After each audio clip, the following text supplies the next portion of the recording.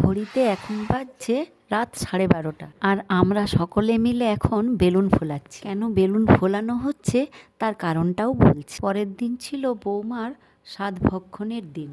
যেহেতু আমাদের বাড়িতে স্বাদের কোনো অনুষ্ঠান হয় না, তাই আমরা ঠিক করেছিলাম নিজেদের মধ্যেই বৌমাকে স্বাদ দেব। এটা ছিল বৌমার 7 মাসের স্বাদ। খাবারগুলোকে ফুল দিয়ে এভাবে সাজানো হয়েছিল। কেকটা দেখুন কতটা কিউট। কেকটা আমাদের পাশেই হোম বেকারের থেকে কাস্টমাইজ করা হয়েছে। কেমন লাগছে?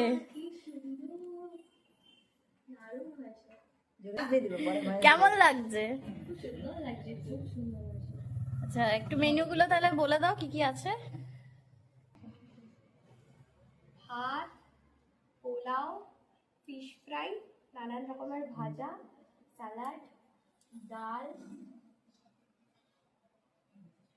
ওদিকে ইলিশ মাছ ভাপা, চিলি চিকেন, খাসির মাংস, চাটনি, পায়েস, দই, মিষ্টি, আর এদিকে সব তোমার মুখরোচক চটপটি আর খাবার। কেকটা সামনে দিয়ে যাবে।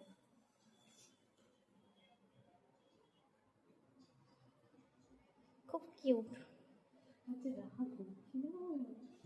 এবারে একটু ফটো তোলার পালা। আমরাও টুকটাক ভিডিওর জন্য কিছু ক্লিপস নিয়ে নিলাম।